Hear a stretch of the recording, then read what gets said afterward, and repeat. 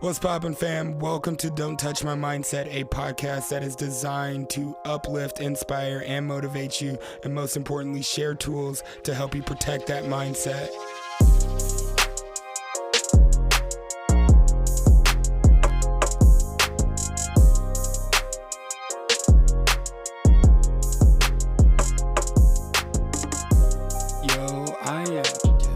I'm feeling inspired. I'm thrilled. I'm happy. I'm excited to be here. What's poppin'?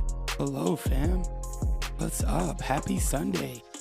Yo, we are back with another pivotal moment. Yo, amazing story. Incredible woman. Super strong.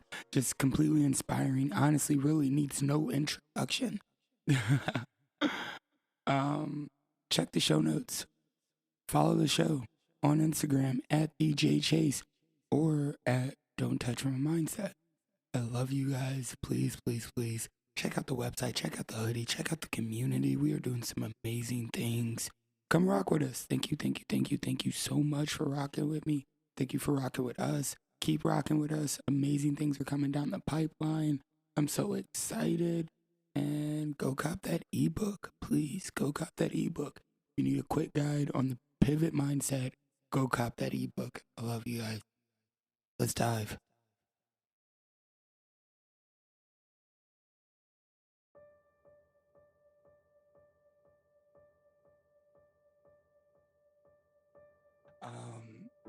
Welcome. I am here with, I swear, I've been practicing this.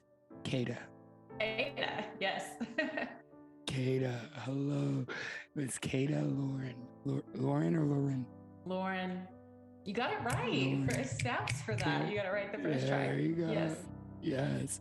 Well, please tell everybody who you are, what you do, what's going on, why you came on the show, and let's get rocking. So my name is Keta Loren. I am I'm a lot of things, you know. I'm a multifaceted individual. I started out in the music scene as a songwriter and modeling and stuff like that. And as I've progressed, it's gone into more heartfelt, inspirational messages. I'm an author and just a champion for women. That's what I aspire to be, is a champion for women and men as well. Just trying to lift up the space that I take up, especially in the social media world. I don't like the term influencer, but when you have large platforms, you are an influencer. And a really important thought that I had this maybe 2 years ago, going into a year ago, was, what are you influencing? And that kind of changed the dynamic and the direction of where I was walking with what I wanted my life's work to be and what I wanted to represent. And so that's been interesting, watching that culminate and come to fruition and evolve in the way that it has, truly aligning with who I was always meant to be. So, which is completely opposite from who I thought I wanted to be, which is really interesting and cool. So, yeah. Yo, I love that, and I'm super excited to hear more about that. Quick question. If you take away all of the successes, the titles, the failures, the trials, the tribulations, who is Keta, and why are you here? Keta is a warrior. Damn it, you're gonna make me cry like first thing off, right?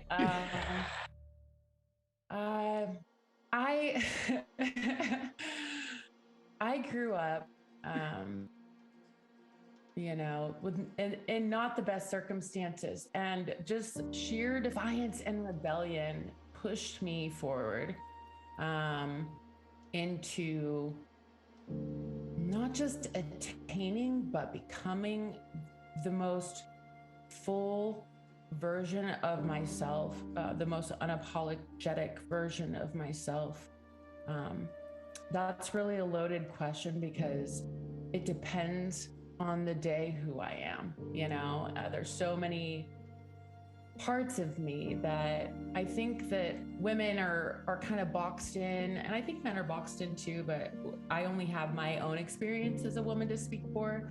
And it's like, you can be pretty, but you can't be smart, or you can be funny, but you can't be this, or you can be successful, but you have to do it this way. And I'm just like, I don't like your rules, and I'm just gonna do whatever I want to do. And the goal has always been to just prove it wrong. Like, they tell me I can't do something, and I'm like, I think I can. I think I can do it, you know? And sometimes I fail, and it's cool because I tried. And a lot of times I don't fail. It might take me longer than I planned, but there's always so much growth in the process either way that I've really rounded into really just enjoying becoming the next best version of myself.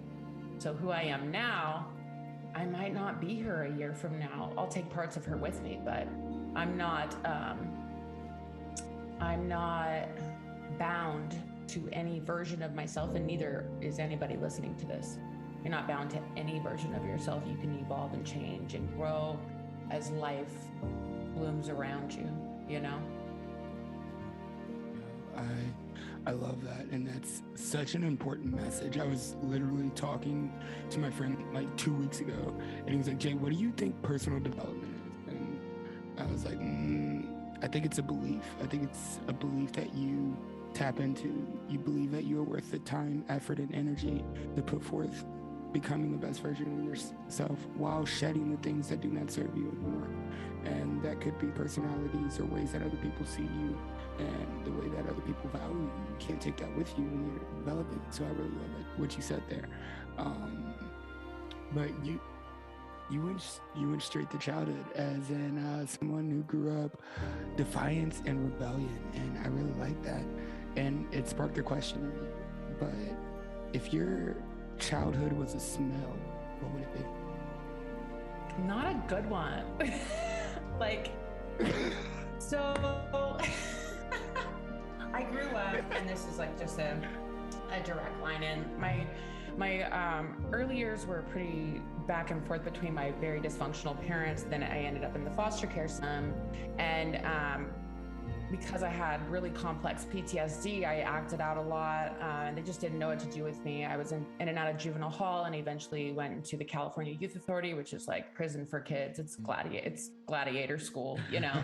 So that's where I was raised, and it had the very hospital smell, like a very stale air, no ventilation type of smell, like too many people in one living quarters smell. So I don't like that memory. I don't like that smell recall. Today it would smell like grass and oak and whatever candle I'm burning right now. I think it's like a mahogany something. I don't know. I like the smell of wood. Teak wood mahogany. That's my shit right there. So good. So good. I bathe in that shit. It can be pungent. I don't know. I want to walk around smelling like it, but I like when I walk in my house that it smells warm and sweet, and because those are the senses that I like. I like warm and sweet. I like that. Well, I just wanted to pick your brain, get to know you a little bit better. But you're here to talk about that pivotal moment in your life where you had to make a decision, where you decided that you wanted better, you know, whatever that means to you. What does pivotal moment even mean to you? So, and I think I discussed this with you before, I have had so many pivotal moments that like I could rename myself Pivot, and everybody who knew me would understand what that means. I've just always been on this trail of like seeking what my soul wanted, and getting lost in distractions, and getting lost in what I thought I wanted, and getting like, there have been so many beautiful detours where I ended up in a place that was extremely painful, and pain is a great teacher.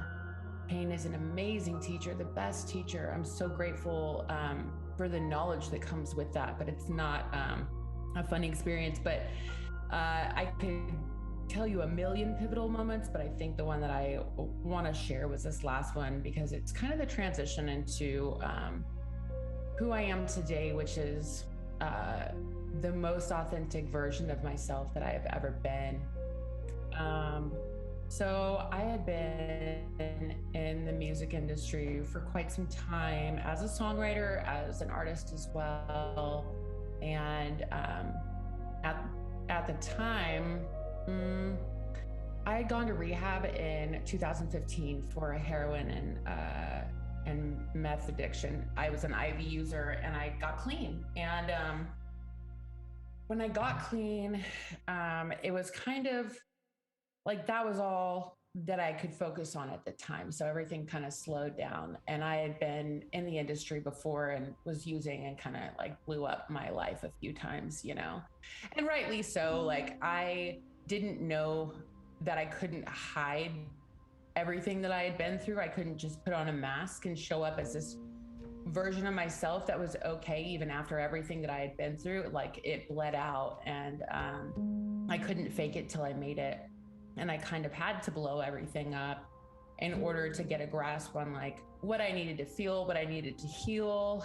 And of course, step into the next version of myself, you know, the phoenix rising from the ashes. I don't know how many times I've burned myself down, and every single time I've come back an entirely new version of myself and shed old skin. And they've been extremely tumultuous processes, but I had about 3 years of recovery, and then I ended up starting to drink again. And it wasn't really a problem for me, which was, you know, kind of tricky because I could do it very normally. So I'm like, maybe I'm not an addict, you know? And it wasn't until 2 years later that I got knocked upside the head. And I always like to say that God gives me warnings in threes. And I had gotten my 2 warning shots. And this is actually the first place that I've shared this.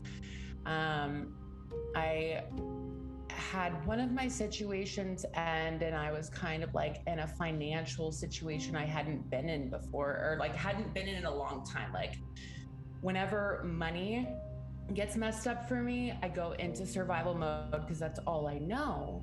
And so stripping, dancing was a part of my story when I was, you know, out. And so I ended up in survival mode, going back to the strip club. And this is where, this is at a point in my life when you would think that I would know better and that this wouldn't even be an option for me. Like, I had grown so far past this, but let me tell you, survival mode is overpowering. And when you get into a place where you think it's this or die, you're going to make the decision that keeps you moving forward because you think it's the only one that you have. And your brain does this weird thing and tricks you into thinking like immediate, like you have to do something now. And that was what I knew. You know, so I was back in the strip club, and I was selling coke in the strip club, and I got caught up in a sting, and I walked out. All the lights went on. There were agents everywhere.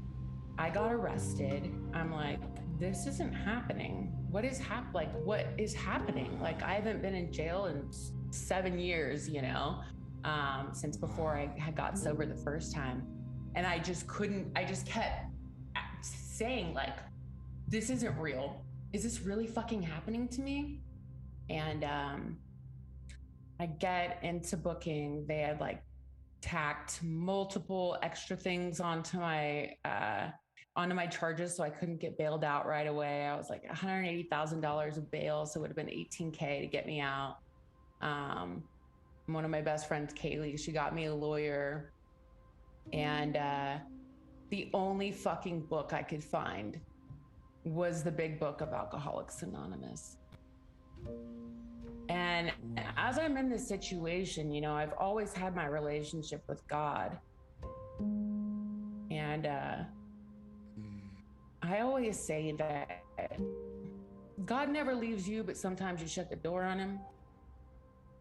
Sometimes you say, you're not moving fast enough for me, so I'm going to take this into my own hands, and I'm going to do what I always did because I know that it works.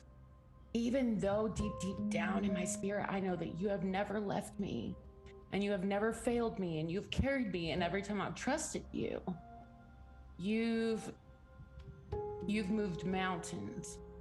But because I didn't trust you, I took it into my own hands, and this was the result. And it was kind of like not just a wake-up call. It was like there's not even a word for what it was.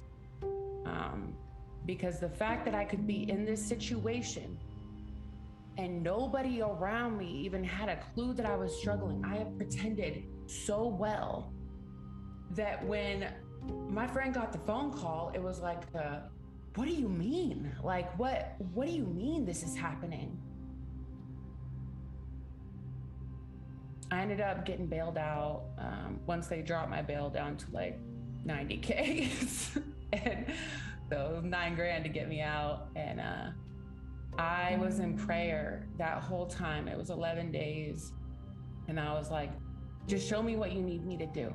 Because I am very aware at this point that I have completely lost control of this. I thought I had it. The moment you think you have it, that's the moment it's got you.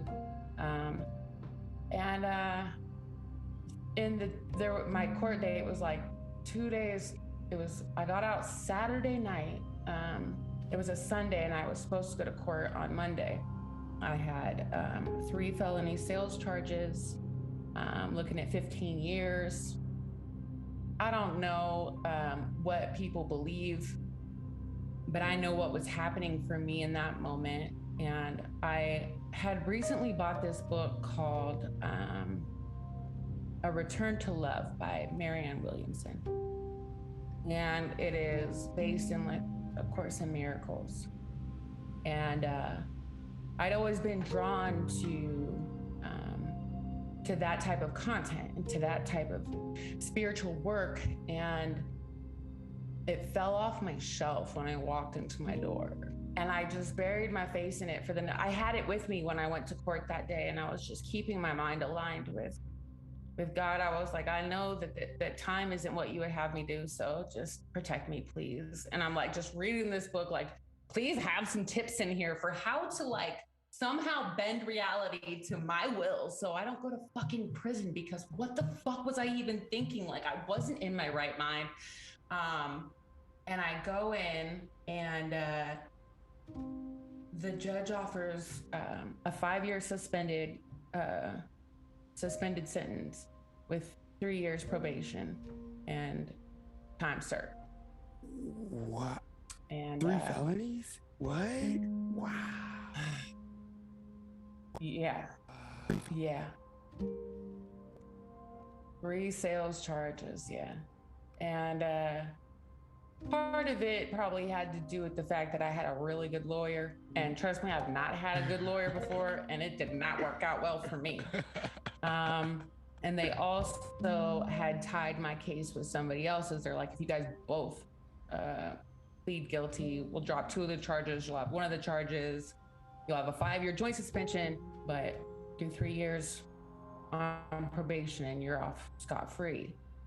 And I was like, and my lawyer looked at me, he said, take it and run. I was like, I was gonna, like, it doesn't get better than that, you know? I was like, I'm not stupid.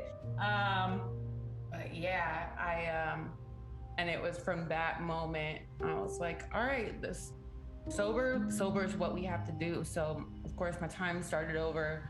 And then I continued to walk through chasing relentlessly this dream of being in the music industry and like working with these really amazing artists, like some of the most talented people you've ever fucking met in your life. Like sharing a room with them was just astounding to me, because I'm some little gutter kid, grew up in foster care. I just got out of jail. You know what I mean? Like, I'm like, life is so fucking weird. You know, like the next day, the next week, whatever, I'm in this room with this, like, I'm not gonna name drop, but like, you know what I mean?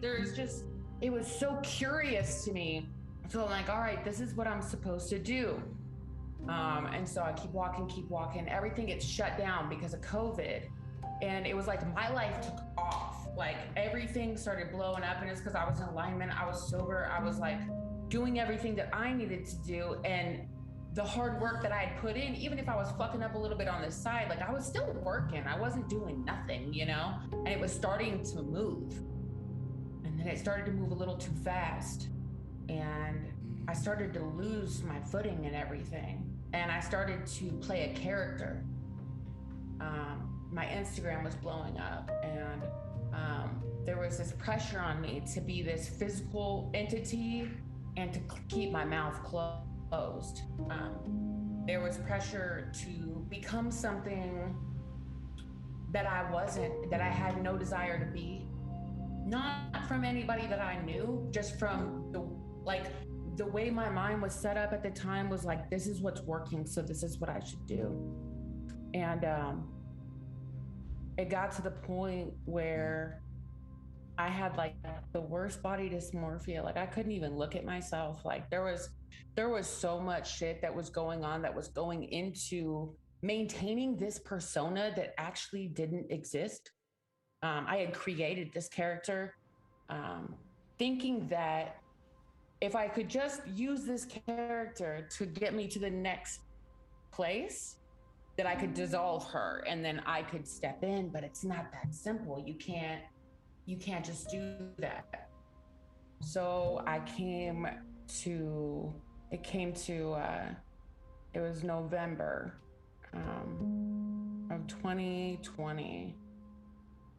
And I remember I woke up and I'm living the dream life, you know, like I'm whipping my Benz. I'm in a skyline apartment. All the walls are windows. Like I'm in these rooms with these big people. Like I got money. Like I got all this shit. Like it just looks so fancy, right? From the outside, it's enviable. And I wanted to fucking die. And I do not say that lightly, because with everything external that looked real, real pretty, I had left my essence behind. I had let my soul sit beside me as I walked into this character that was not true to who I was, and was not walking out and sharing my true gifts with the world. And when you don't use your God-given gifts, it will eat you alive. It will literally rot you from the inside out. You cannot go about this world playing it safe and staying within these lines and not believing in yourself, not having faith and trusting that the things within you were given to you for a reason. These things were given to you for a reason. And even if it takes a grand act of, I gotta tell you what I did, because listen, if this isn't me as a person, if this tells you anything about me, this is what happened. I realized I wasn't happy. I realized that I got everything that I wanted, thought I wanted, and I was the most miserable I had ever been in my life. And I was reading the Tao at the time. And a lot of people have heard of Taoism. And there was this passage that stuck with me. And it said, for the one that wants everything, he must first give everything up. And at this point, I was just a hope and a prayer. That was kind of what carried me through. And I said, I gotta get out of here. And I was like, I don't have to be here. I'm like looking around at my place. I'm like, why am I even here? Why am I spending $3,000 a month for this stupid fucking apartment? Like, why am I buying these clothes? Like, why am I just had like a complete shedding. Like, I don't have to do any of this. I can literally do whatever I want. And I'm choosing to do this. I don't want to fucking do this. Fuck this. I'm done with this. And everybody's like, are you okay? I'm like, no, I'm not okay. This is fake. I don't like it. I thought it was what I wanted. I was wrong. And I'm willing to admit that I built up a life that I didn't fucking want. It looked really pretty from the outside. And at the end of the day, if I don't have peace, if I am not happy, if I don't have joy in my life, if I don't have strong, deep, authentic connections with people, then I don't want to do this, you know? So I literally gave away everything that I owned. I put a post on Facebook and I was like, hey, I got all this really expensive shit if you guys want it. And there was actually a family, because I'm in program, so a lot of my people on my feed are program, and it was a woman whose husband had committed suicide during COVID and had like 6 kids and lost her house, and she had no furniture when she got in HUD or whatever, lost all of her stuff. And so somebody came over and picked up all my stuff, took it over to her house. I bought a ticket to Peru. Wow.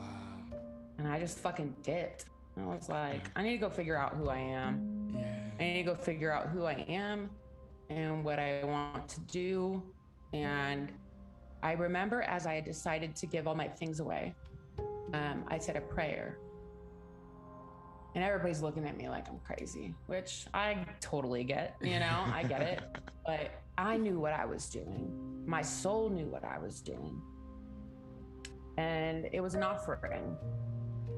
I said, God, you can have all of this back. Because I know what you truly have for me is so much better. And this is an act of faith. And you told me that my act of faith was enough to move a mountain. So you can have all of this. Just bring me my soul back. Bring me my peace back. None of this stuff matters if I don't have that.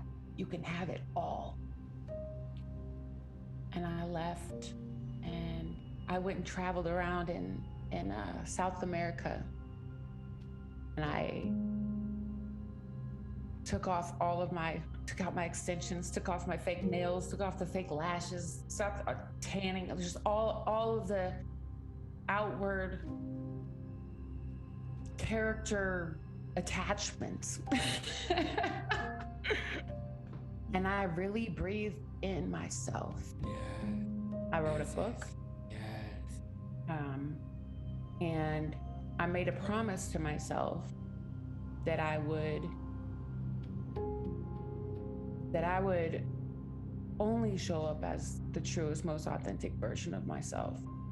And the gift of that, it may not be received by everybody, right? But I get to receive myself. And like I like to say to people, it's like, if you don't like it, you can go away. I have to be with me for the rest of my life. So I would rather like me than have you like me, And what's crazy is it was when I took that act of faith, it did move mountains.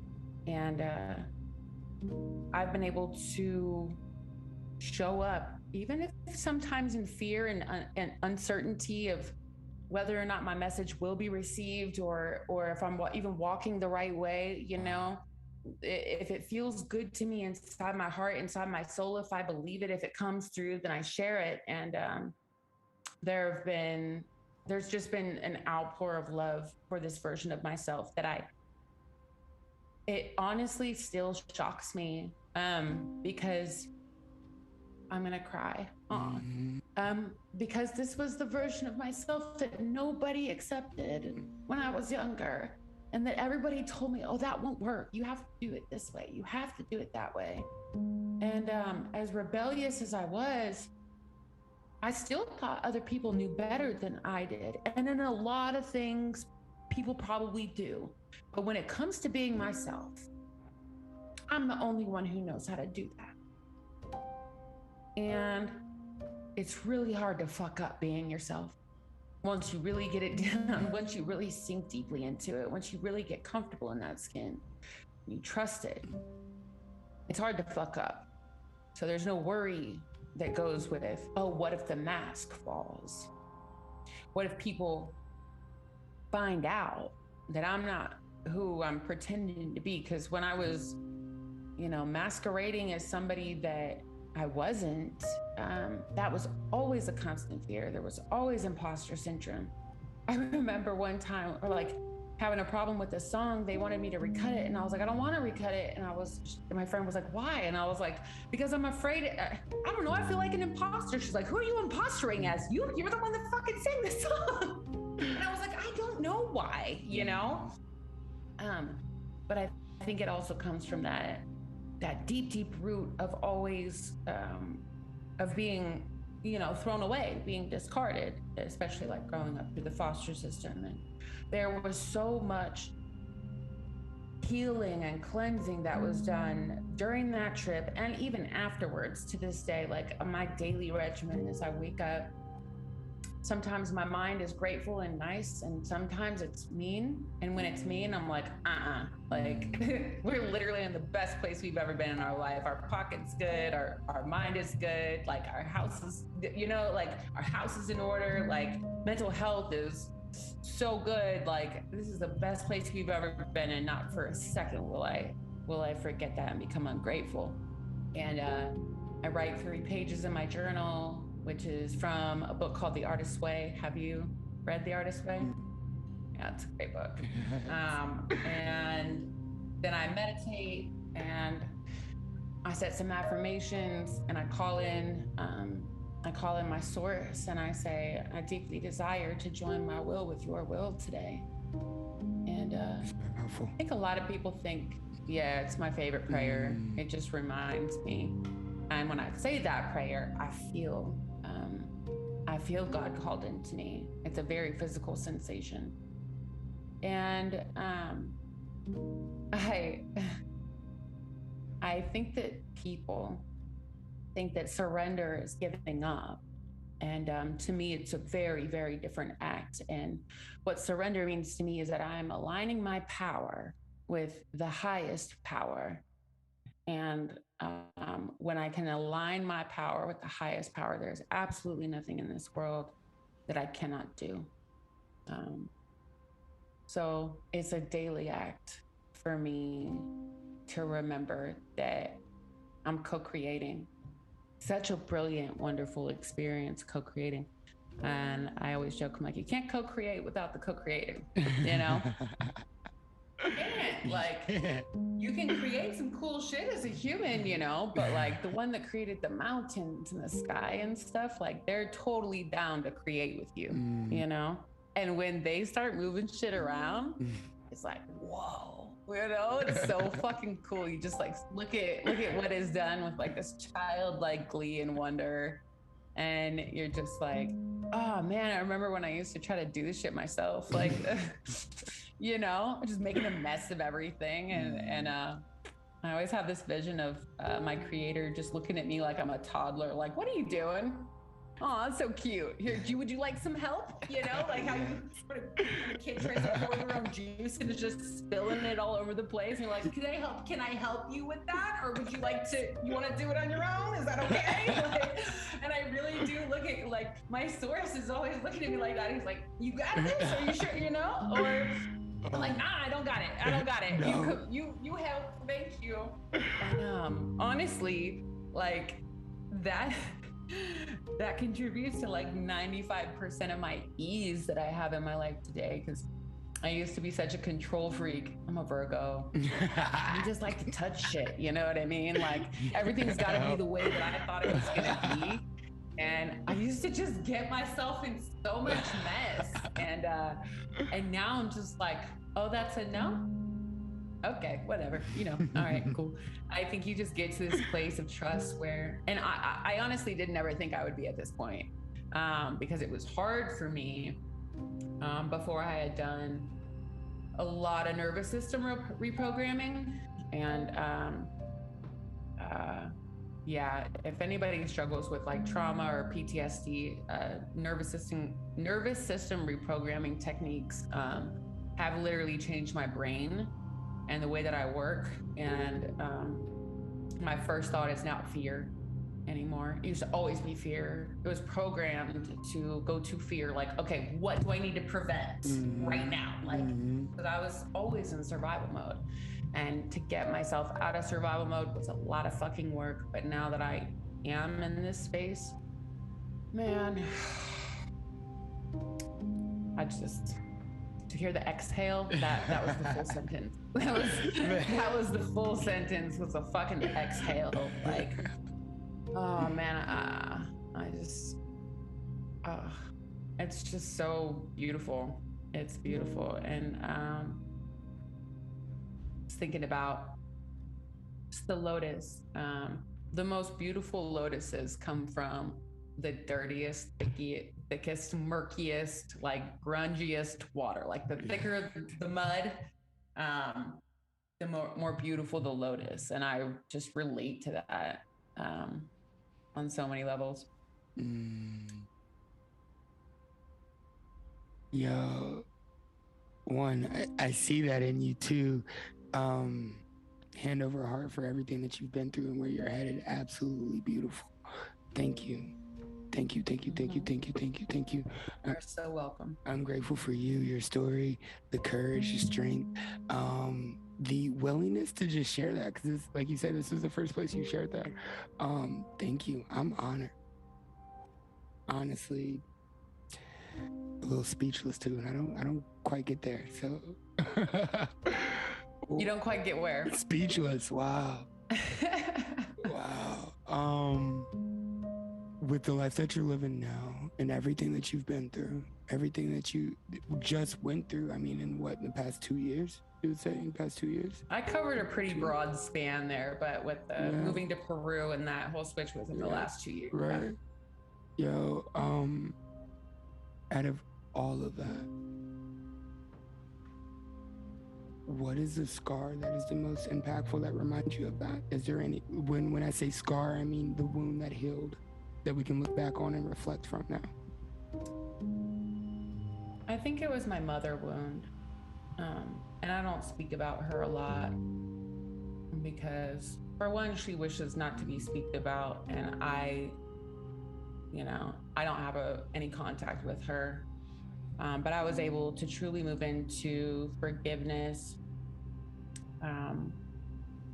in that situation. That I have this line, and it said, "Your mom and your daddy did the best with what they had, but they ain't have shit, so that explains that." And I think that giving grace and having compassion for their experience and understanding what contributed to my experience, like just generational trauma, I can have that and hold space for the fact that what happened to me was fucked up at the same time. And I get to decide who I have in my life today. And I get to make decisions from a place of what's best for me, and that I trust myself to make the best decision for me. And since I've come into that, and knowing that both those things can be true at the same time, and that I don't have to carry it with me anymore, that I'm not that little girl anymore, that I've healed her up, that she is so covered in love now, and what happened to her was not okay. But I do live my life in a way that protects her and that protects me, the grown version of myself. And I don't know if anybody else does inner child work or whatever, but there are definitely different versions of you that are wherever trauma happened, like they're alive and well, they're living inside of you, and they got some shit to say. And one thing that I would recommend for that is like automatic writing. Like I remember this was like back in the beginning of my journey, it was like get your pad and get a pad and pencil and ask 5-year-old you to speak to you. What would she say? And I was like, this is dumb. And then my mind was like, contempt prior to investigation. And I was like, damn, got me. It's always me keeping me in check over here, And so I was like, all right, let me do this. And when I tell you, she was loud. Like she had so much to say. And then just like starting in these processes where they seem really woo-woo. And it's only because,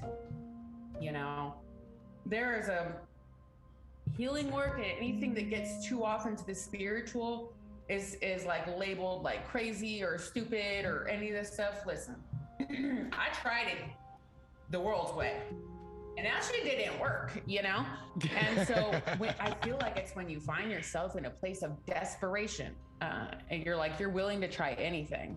So you start trying these things, and then they start fucking working, and you're like, oh my God, like I should tell everybody, like, you know, feel like an evangelical, like, you have to know Jesus. Like, I'm not a Christian or not religious, but it's that same feeling of like, oh, I wish you could heal this the way, like, I wish you could be open to trying these different modalities.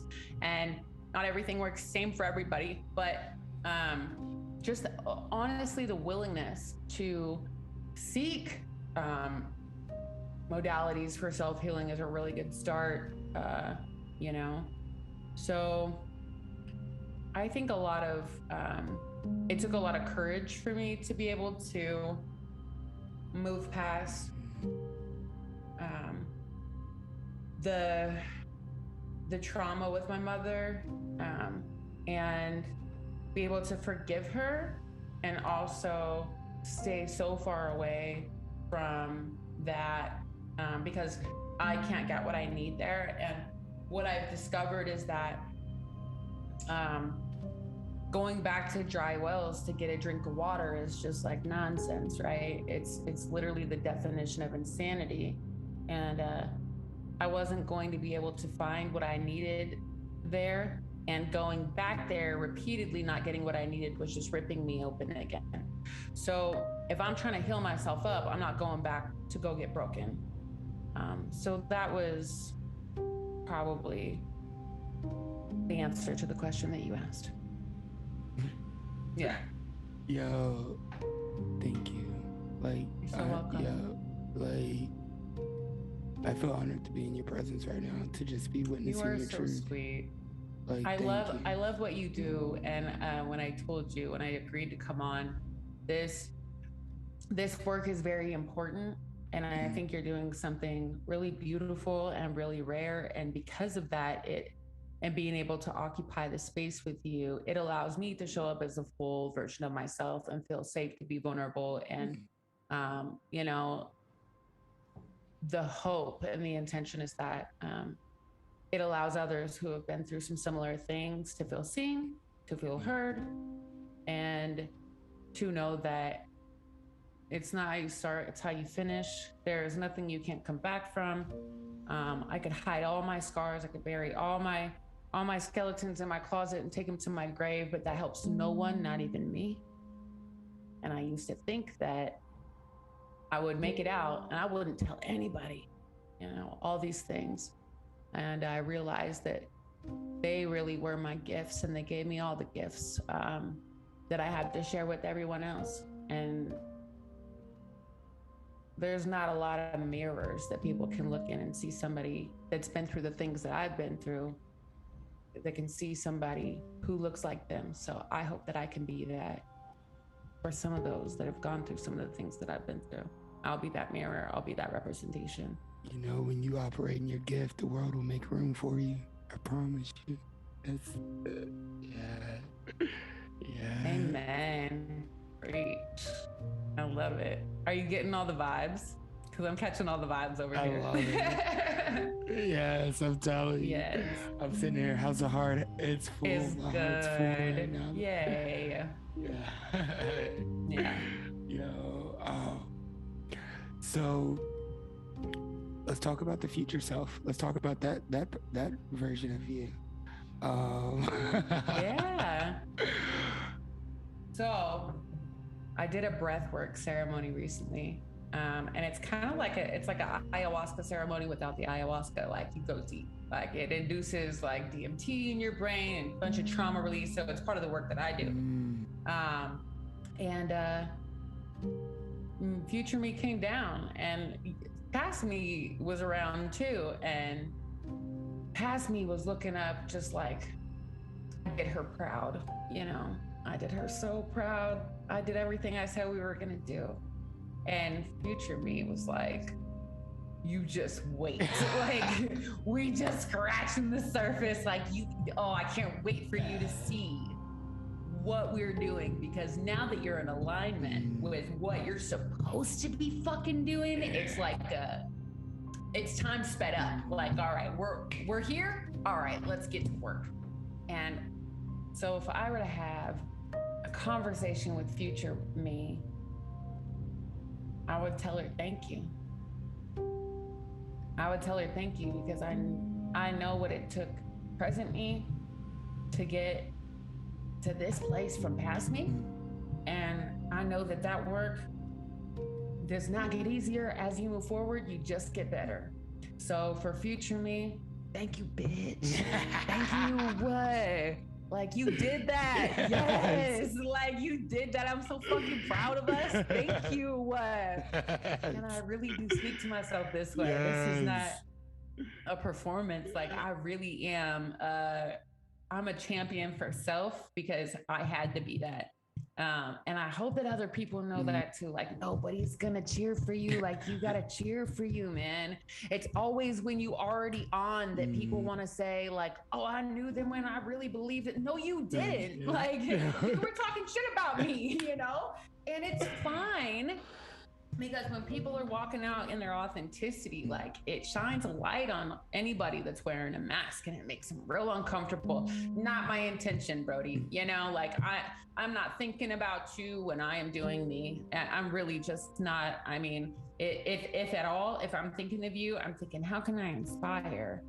What do I have to say that's valuable, that can shift somebody's perspective in a way? Because the only reason why I've been able to evolve in the way that I have is because I have an incredible gift to look at the bright side of shit, to look at something from a different perspective, to get down eye level at things and say, okay, what does it look like over here? And then go from a diagonal and be like, all right, what does it look like from over here? And to find the best angle on what I'm looking at and be like, that's the one I want to roll with.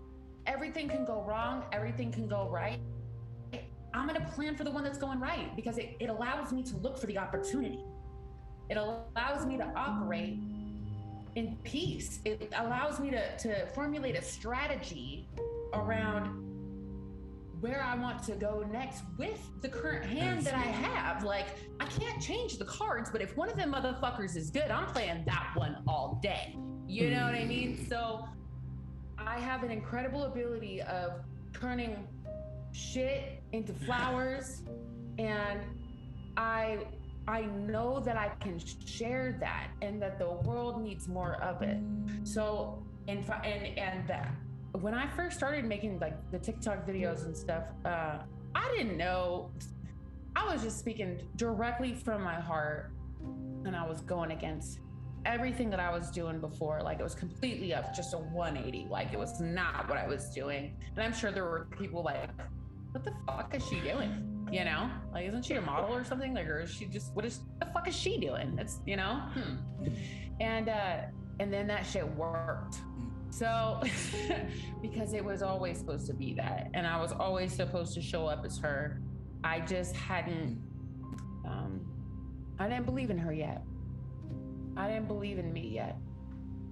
And the moment that I did, I got a little carrot, you know, and it was like, oh, you're on the right track, keep going. And I'm like, are you sure? Yeah, okay, cool. And so then I got a bigger carrot, and then it was just like, no, this shit's working. Like, I'm making a difference. Like, if I could show you like my email, you know what I mean? It's so strange to me, but when I was sitting in a cell when I was 14 years old, I remember praying. And like I said, I've always had a relationship with my higher power. And you don't walk through hell as many times as I have and not look for God, you know?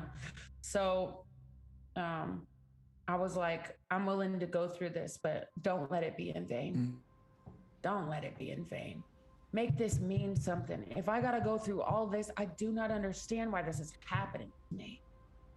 And I was a victim of circumstance, my environment, and generational trauma. Like, none of that shit should have ever happened to me, but it was supposed to happen to me, because had it not, I wouldn't be this version of myself that I am now. But I remember saying that prayer, like, I'm willing to do all this. I mean, I don't really have a choice, so being willing is, you know, like we here now. Yes. We here now. Let's go. The Virgo, the control, right? Controlling me was like, fine, I guess I'll live this life, but you better make it worth it, motherfucker. Right? You know? I call my God, like, that's my homie. Yes. So if anybody's offended by that, that's, you know, it is neither here nor there, but that's how I speak. Like, and I was like, show me how to make this mean something, because I don't want to have to do all this and have it be for naught. And it has not been for naught. And the incredible ability to, for one, go through just like people counted me out so many times, you know, and I'm like, well, you're wrong. And they weren't wrong. They were right. But I just kept going and then proved them wrong, which is crazy, you know, but that's resilience for you. That's resilience. That's the fact that we have to get back up. Ain't nobody gonna pick us up. Ain't nobody gonna come save us. What's the alternative, right? Like Gary Vee said that, so I can't take that as my own because I give credit where credit's due. I remember he was like, what's the fucking alternative? And I was like, damn, like that's why I keep going, because sometimes I'll get kicked down and I remember like, I'll stay down a little too long and then I'll be like, God, this is boring and doesn't seem like there's any fun happening here. Like I might as well get back up and keep trying. And what I realized after a while was staying down too long was undoing my progress that I had made. So I was like, we gotta do this faster. Like you're gonna get hit. You're gonna take L's, you're gonna have to take it on the chin. And the faster you can get up, the more progress you'll be able to maintain. Because if you're down too long, you start going backwards a bit. You start losing some of the things that you got when you were out there running. So, you know, being able to make your process of failure happen. Failure is inevitable. You're gonna break shit along the way. It's cool. That's how we learn. It's not really failure. It's just like that way didn't work, right? But when you get hung up on that, like as an end all be all, you're in the first quarter of your life. You got like 50 years left, you know, minimum. You know, like we're in the first quarter. Like you need to get up and get up fast. Get up fast and carry on. You know, deal with it, process it. Don't bypass it. That's not what I'm saying. Like, but being able to create a process where you can deal with your shit quicker, move quicker. You know, move through the bullshit as fast as you can. I say, if you find yourself in hell, you don't want to stay there, you know, run, do whatever you can to get yourself out of that position. And then on the opposite side of that, I think that sometimes when people get to a place where they're good, they want to take the gas off, you know, they're like, oh, we're going to cruise now. It's like, no, shit's working for you. Keep going, like push. That's the time to push. Don't like let off the gas and coast. Triple That's down. the time. The world's moving for you. Like keep fucking going and you know, run that shit until the good luck runs out, because it's bound to. We got waves, you know. That's it. We're in seasons always. We're always in seasons. Right now we up, right now, and then right now we down. But it's always gonna come right back around. You know what I mean? Change happens every. It's like change happens every like 91 days. Yo, that shit's good. But your next high should always be higher than your last, and your next low will never be as low as your last. Absolutely. I love that. Yeah. Damn. Okay. Yeah. So it looks like a stock graph, right? You go up, you go down a little, but it's still higher than your last low. It's not here, it's up here, down, up, and you're constantly moving forward. You just have like a little cha-cha in between. You know?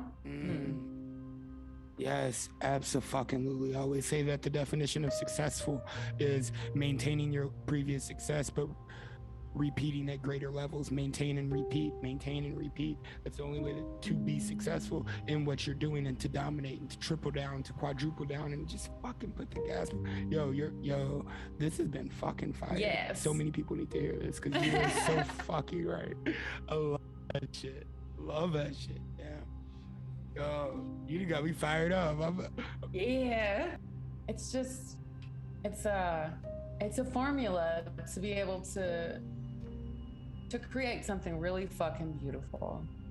And one thing about, if there's somebody that comes from nothing, you know, coming from nothing can actually be a really beautiful thing, because when you ain't got nothing to lose, you know, that's a dangerous place to be. I think that's the only reason why I succeeded. I was gonna go for the loftiest shit, because I was like, if I fail, you know, whatever. Like, Like, I was just saying, I was like, I like the struggle. I like it. I'm okay with it. I can thrive in the fuck. If you take everything away from me right now, I'm gonna say thank you, Lord, and get it right back. I can build and tear down. I've been doing that my entire life. yeah, because it's this the strength that you have from the struggle. It's like there's that meme that goes around. It's like, how come you're not worried about the economy? They're like, oh yeah, we're old poor. They're new poor. They don't know. They wouldn't know how to live with nothing. Like I could live with nothing with that was actually part of Peru. It was like I lived off of I want to say like $1,500 a month, and that's with housing. I was flying everywhere. I was like I literally bought nothing. I was like, no, you're gonna go back to the roots and you're going to remember what the fuck is important. So that when you come back in to this world that likes to take you out of yourself all the time and always trying to pull you out of yourself and pull you in this direction, pull you in that direction, that you can ground in who you truly are, and nothing else matters. Like no amount of money matters, no partner, no this, no that, no opportunity. No opportunity will ever be, if it's not aligned with your spirit, if it's not aligned with your authentic self, like it's not fucking worth it. You know, people think they say, what's that thing? All money ain't good money. You know, all opportunities are not good opportunities. Sometimes the devil comes dressed as your fucking, you know, as the thing you want the most, and it'll just ruin you. Like it takes a lot of discernment and like knowing. You're absolutely fucking right. What the intention is and staying true to the intention. And as long as you can do that, you have your why, your intention. As long as it serves that, you're probably good, you know? But man, it takes a lot of discipline, and it's a daily practice and consistency over everything. Like showing up for yourself on a daily basis, taking that little bit of time to go center, to go tap in with whoever your higher power is, and say, hey, what do we like? Let's get locked in. Because the way that I look at it is like you are, like I said, like a cell phone needs to plug into the wall. Like it's only got so much battery. And when you go, you meditate, you pray, you journal, you spend that quiet time with whoever it is that you pray to. It's like charging yourself up. You're sitting on a little charge port, you know, and you're like, fill me back up so I can go do this work. Yes. You know? So, yes. I always say your partner, your parents, your friends, your family, all of them, they're the resource. The resource, they're not the source. They're not the source, they're the resource. I am a resource. They're assistants. Yes. God flows through, but not God, you know? And it's something that you said earlier that was like, yo, you said it's about God coming towards you, or we shut the door on God. And I was like, yeah, because I always say that. I always say that I take one step towards God, He takes 10 towards me. Just waiting on me. And another thing is like, whenever I find myself in fear, it is because I have yet to factor God into my equation. That is the only once I feel fear, I'm like, oh, where's God? Oh God, silly girl, you know, like silly girl. I've left God at the door waiting to be let into my experience. And the moment that I open the door and I invite my source into my experience and say, oh, I know how you handle business. So you got this? It's like, I got this. I'm like, okay, we're good. The fear dissipates. And everything always works out. And maybe in the 11th hour, I may be biting away at my nails, you know, like, sir, have you seen the time? You know, because I'm human and I'm impatient. But it's gotten to the point now, and I'm so blessed and so grateful to be at this point, because I didn't know if I would ever get here, where I have so much proof that my higher power work shit out for me, that as long as I stay in alignment and I show up and I do my part and I take aligned action, faith without works is dead, right? So this is something I did in a TikTok, but it's like, so you got to get in the fucking boat, and you got to row it first, you know, and then faith is like the wave that carries you to the island, the random wave that comes along and just delivers you there 10 times as fast. But you got to get in the boat. You can't just be like, you know, like waiting on my miracle. No, like you'll get aligned action. You can ask for guidance and be like, what is the the right move. Please make it abundantly clear to me what the next move is that I'm supposed to make. What help me to see this differently. Help me to see the opportunities everywhere I look. Help me align my vision with the highest purpose, with the highest truth, with the highest vision for my life. That is what I want. I know that if my will is aligned with your will, then we will be all right. So, Yes. Yes. So that is Yes. that is the daily practice for sure. Wow. This has been amazing. I don't even got nothing else for you. I'm sitting there like, take me to church. Let's go. You're so silly. No, this has been amazing, and I'm so grateful. And that I was able to hear you and the work that you're doing here. And I'm so proud of you. I'm so proud of you for believing in this and for believing in yourself. This is great. I speak that.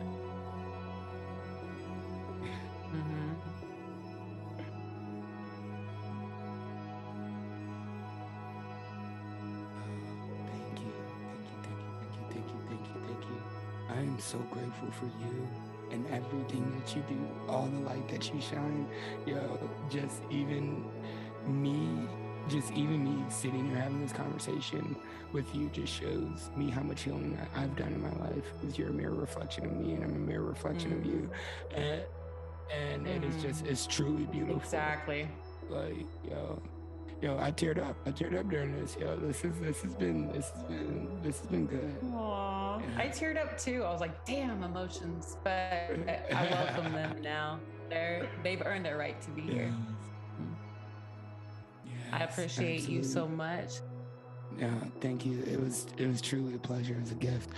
Tell everybody where they can find you. Of course, I'm gonna put it in the show notes, but I like and anything you got upcoming that you shameless plug. So all my plugs are shameless. So I have a book out. It's called Gutter Kid. It's by Keta Loren. My name's spelled Ketalloren. You can find me under that name. And Instagram is I am Keta Music with the K at the end. So IAMKETAMUSIK. Yeah, and I have another book coming out soon. So you can find all the stuff in my bios. And if you want to stay up to date with me, you can subscribe to my mailing list as well. Emailing list. And yes. So, yeah. Yeah, I love that. Thank you. Thank you. You're so sweet.